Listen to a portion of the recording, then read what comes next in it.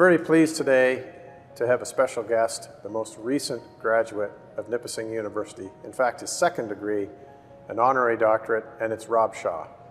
Rob, welcome, and thank you so much for being part of our important day for our graduates today. Yeah, thanks for having me here. So I want to talk about some important things in your life. You're a world-class tennis player, and you have a PhD. You are very well published. You're very well respected in your field. And you're also an advocate and a consultant, which I would say is primarily based on your research. How do you reconcile those three? How do those three relate to each other for you in your life? Yeah, I mean, I think the tie between all three is always disability. You know, my graduate school was founded in disability research with some really great supervisors that didn't have disabilities themselves, but had a passion to help people with disabilities. That sort of streams right into my wheelchair tennis. Obviously, it's a parasport, a sport for people with disabilities. So again, when I'm competing, I see a lot of the benefits that athletes are receiving from the research that we do in our labs. So it's really easy to make the connection on tour and in the lab of, oh, we're doing this work to better the lives of people with disabilities. I go on tour, I see those lives being enriched.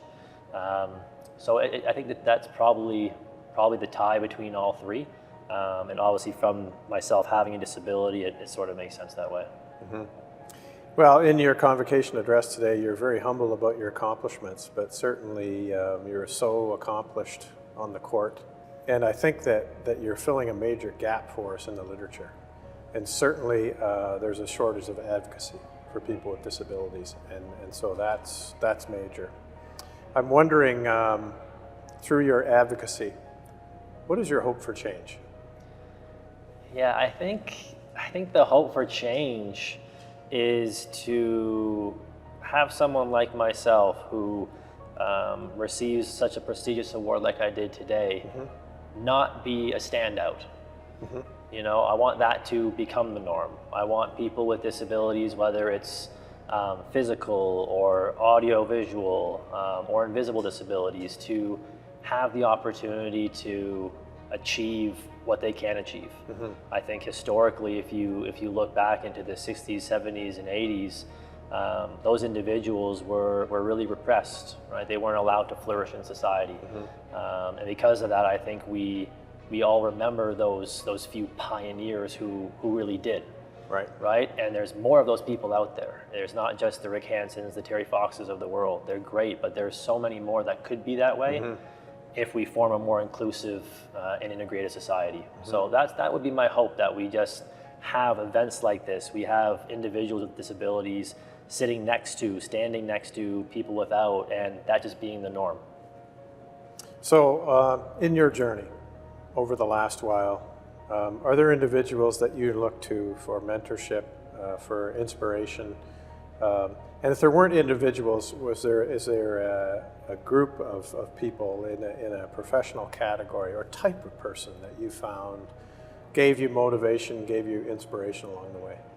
Yeah, I mean, I've always said in talks that I've been really, really fortunate to have a support network at all stages of my academic and athletic careers. When I was at Nipissing, I was fortunate enough to have a few really young male role models here that are still here today. Dr. Mark Bruner, Dr. Steve Hansen, Dr. Dean Hay, people that I could really look up to and just see that, hey, if you put in hard work, if you do things the right way, this is what your life could be. That continued into my graduate school. I had just amazing supervisors who didn't treat individuals the same. They treated you as an individual. They allowed you to have individual curiosity. They allowed you to form your own path, even if it wasn't the path they saw for you, and they supported you along the way. And then fortunately, through my support from Tennis Canada, I've always felt like I've had someone else in my corner. And I think in those difficult moments as an athlete or as an academic, when you're struggling with a paper, when you're struggling with an idea, when you're struggling on court, it gives you a little bit more fire knowing that there's people in your corner cheering for you. And no matter how the result is, whether the paper gets published or rejected, or you win or lose the match, there's going to be people there waiting for you. And so I've just been really fortunate to have those support networks all the way through. You passed on a little wisdom to our graduating class today. It was a very poignant message. I wonder if you would share that with us again. Yeah, I think the message that I hopefully conveyed was that you don't have to love what you do to be successful and to be happy. It's important to like what you do, but there's this infatuation that we have with the extreme descriptors that we use in society, and one of those being love-hate. And for me personally, I've never found that I've loved any of the work that I do. And I compare that to people who I know who do love their work. But I really do enjoy my work. I like it, and it affords me a lot of opportunities outside of work to love hobbies, to love people, to love interests. And I just find a lot of people comparing themselves to others and saying, why does this person like their job so much more than I like it? We're doing the same thing.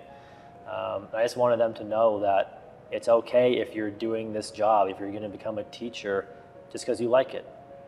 You don't have to love everything you do, but as long as you like it and you have things outside of work that bring you happiness, bring you joy, that you love, then that's an okay balance. What a wonderful, organic, down-to-earth message. I want to congratulate you on your success as an athlete, as a scholar, and as an advocate. We really appreciate that, and I want to thank you for making us a better university, and I want to thank you for being with us and with our graduates this year. Well, I appreciate, again, you guys having me here and for creating a very inclusive environment at Nipissing. I know when I went through here, I was one of the first, I think the first person in a wheelchair going through the phys ed program, and I know how hard that everyone has worked to make sure the curriculum is accessible, the school's accessible, and that's just so important to make people like myself feel welcome, feel at home, and just feel like everybody else. So I really appreciate it, Kevin. And I want to wish you all the best in the future. Yeah, thanks so much. Thank you, Rob. Thank you.